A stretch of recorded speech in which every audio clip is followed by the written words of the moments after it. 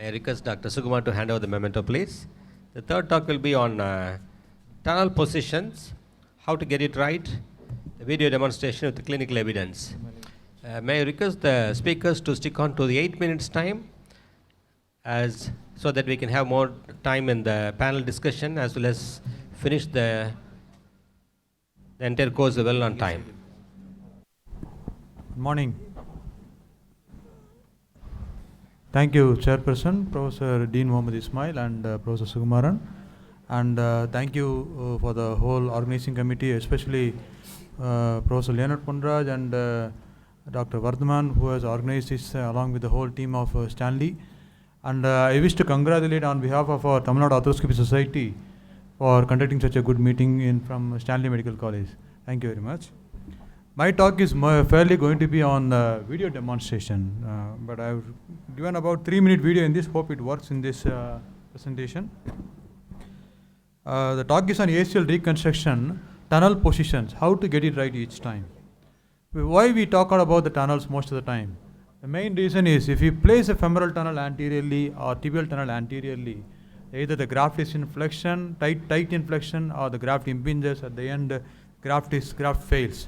So the main reason for always talking about ACL tunnel, malposition of the tunnel is the commonest reason for ACL failure. And you can see that we have evoluted from isometry and then to clock position, and then now we are doing anatomical placement. Still, we have not got exactly the right way how to do the femoral tunnels. I'll go on to the slight evolution, how it happened and where exactly the anatomy is, and then we can try to reproduce the anatomy.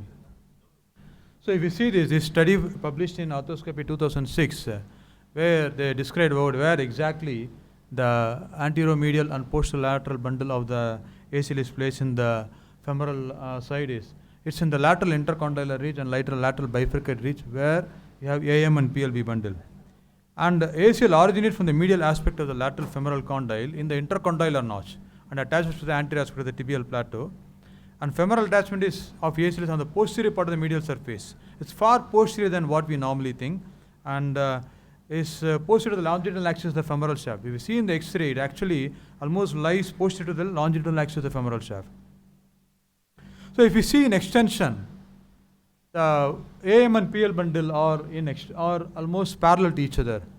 But if you see the same thing in flexion, it crosses to each other, and the AM bundle tightens and PL bundle relaxes, and vice versa happens in extension and flexion.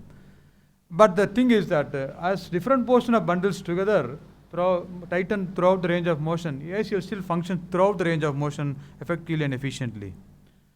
What about this isometry concept? I think originally we were thinking that all these ACL function in isometry. Isometry means that the graft length remains same whether you are in flexion or extension. But it's not actually true, which is substantiated by the paper published in AJSM in 2014, where they said isometry concept in ACL does not exist at all. And moreover, only thing that you can have isometry is in the AM bundle. There can be slight vertical orientation is there, and there you can maintain some isometry, but in together, isometry concept of ACL does not exist at all. And hence, we are slowly moving towards anatomical patient of ACL reconstruction, which I will come to it in a minute. And the clock concept, we are talking about like 10 o'clock for the right knee and the 2 o'clock position for the left knee. This is originally described in 1989 in the Journal of Sports Medicine, where they were thinking that if you put on that 10 o'clock position for the right side, you're probably going to be right, and the 2 o'clock for the left side, you're probably going to be right. But clock position actually is a 2-dimensional method. What we are seeing is a 3-dimensional structure. Hence, we cannot exactly equate the clock concept to the real ACL reconstruction. So that also went away. What is going on now? What we are doing is anatomical femoral tunnel. Really, we have two bundles, AM and PL bundle. But we are trying to do single bundle ACL reconstruction nowadays, and we don't do double bundle ACL reconstruction because it came also like it's not very successful, and the long-term success outcome rate is not as good as like a single bundle. So we are not doing double bundle anymore. And how do we do anatomical femoral tunnel is there are two markings, lateral intercondylar ridge and the lateral bifurcated ridge, which you can see is in the cadaver specimen very nicely you can see. And lateral intercondylar ridge, or colloquially called as resident ridge, and the lateral bifurcated ridge serve as a bony landmarks of the femoral attachment. At the knee 90-degree flexion, lateral intercondylar ridge runs from the proximal to distal throughout the entire length of the ACL footprint. So that's where we need to reproduce it. And how we can do it is, if we see from arthroscopically, we are viewing from the anterolateral portal, then you can actually make error. You not visualize very correctly. But as we experience go, we can actually visualize from the anterolateral portal also. But from the anteromedial portal, you can actually see this lateral intercondylar ridge very correctly. And the one that's going almost near 90 degrees to that is lateral bifurcated ridge. Intersection point just below to that where you are going to put your tunnel. As far as anatomical femoral tunnel, what means. But you can actually use a AIMER also if you want.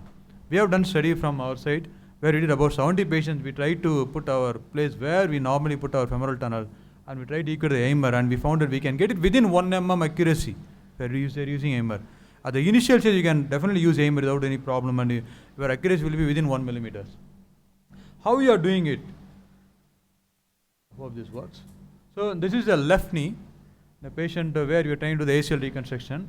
First, we clear out all the soft tissue around the lateral femoral condylar wall, so that we denude all the soft tissue, so that we are able to see the ridges. Yes, I don't do it in all the patients these things, but for the demonstration I have put in this video, and then use a curette to make sure you try to see the bony landmarks.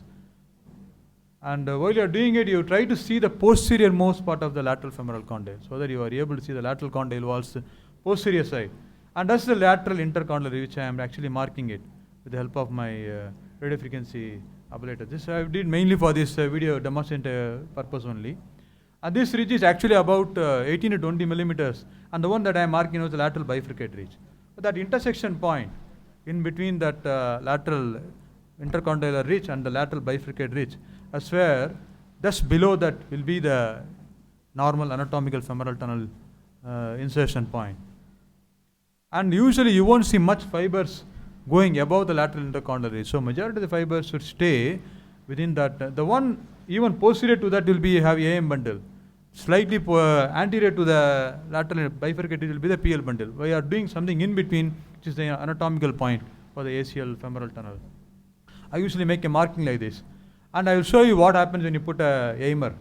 If you put a AIMER and put in about 120 degree flexion, you can actually almost reach to the same point where you want to go. So usual tunnel length is around 35 to 42. And if you are getting that, then you are almost in the near anatomical position. So that's the way you do for the femoral tunnel placement. Now let's go to the tibial side. And tibial footprint of ACL is actually the center of ACL is about 9 mm from the intermeniscal ligament, which is in between the two anterior horns of the lateral medial meniscus, and 7 to 8 mm from the posterior cruciate ligament. And if you draw a line from the medial tibial spine, it's about 6 mm from that. So this is the rough anatomical landmark for the tibial footprint. Usually there is not much debate on the tibial side, because tibial side mostly you can get it reasonably correct. But the problem with the tibial side is the width of the tibial side is much more higher than what we normally put as during our ACL reconstruction. It's about 7 to 17 mm is a described range. A lot of them will have about 11 to 12 mm.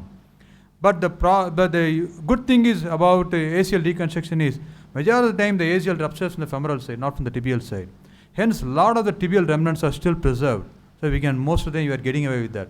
What we are putting is around 9 or 10 mm maximum the graft size. Okay. And but we are trying to equate to the about 11 or 12 mm of the footprint width. That is mainly done because we are able to preserve some of the ACL remnants in the tibial side. And average intra-articular length is around 25 to 33 mm. So anatomical tibial tunnel, how we can get it each time? And don't think lateral meniscus is the only landmark, because lateral meniscus is very variable. You can see these cadaver sections where anterior root of lateral meniscus is much different when compared to the center of the tibial footprint. What we use is you have to use multiple landmarks. Use the medial tibial spine, lateral tibial spine, PCL, and also the anterior horn of the lateral meniscus also. All putting together you can actually get in a better position.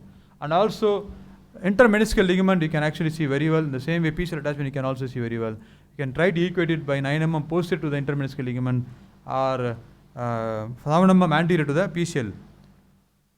So you can actually, the tibial footprint as by Lukes et al., which is published in 2007 JBJS, is the footprint is almost about 2/5 of the median from the medial lateral interspinous distance. And the outside interior of the tibial tunnel is going to be about 2 centimeter medial to the tibial tubercle. So it actually falls in between the medial aspect of the tibial crest and also tibial tubercle. It actually forms the center of that. So your normal length of the tibial tunnel is going to be about 4 centimeters or 40 mm normally. So femoral side will be around 35 to 40. Tibial side will be around 40. Intra-aortic length is around about 25 to 35 mm. So how we do the tibial tunnel, how I do it. So what I am saying, that's the medial tibial spine, this is the lateral tibial spine, what we are seeing is the PCL, and the anterior horn of the lateral meniscus is here. So usually draw, that area is the tibial footprint area for the ACL. So we want to get it centered to that, that's what our aim is to doing the tibial footprint for ACL reconstruction. So that's what exactly the center, where you are trying to match between two tibial spine, draw a line, imagine a line between two tibial spine, and connect that line from the posterior part of the anterior horn of the lateral meniscus. And where it intersects, that's where it is going to be your center point of the tibial attachment of ACL. So that's, you can mark it over there, and you can use your tibial jig. And the tibial jig, there is a laser mark. That laser mark is the place where your drill is going to come and end. And once you are in there, you use your whatever size of the drill that you want to put, 4 mm or 4 mm is the initial one, and then 8 mm drill or 9 mm drill according to the ACL diameter size. Then you put your ethibond, and at this stage you can see whether your graft is impinging or not. If you are putting an anatomical femoral tunnel, graft impingement is going to be nearly 0. Very unlikely you will have to do an ostoplasty in patients where you are doing anatomical femoral tunnel placement and anatomical tibial tunnel placement. If you are doing ostoplasty, then you are doing something not right. I do ostoplasty in cases only where there is extra osteophytes. Otherwise you don't need to do ostoplasty at all, very rarely. To summarize, common cause of failure is a malposition of the tunnels. And femoral tunnel position has evolved from isometry to clock position, and now what we are doing is anatomical femoral tunnel position is a single bundle ACL reconstruction. Identifying bony landmark is quite essential when you are doing this tunnel placement. And tibial tunnel placement is done with multiple landmark, not with just with one single landmark. But the end, the correct placement comes as we evolve with the sum of experience. By experience, you know that where you are going to put it. Any number of time, more number of time you do it, you try to get it more accurately. That's what the final answer for the question. Thank you very much. Thank you, Dr. Subramanian. Please come and collect a memento from Professor Sukumar.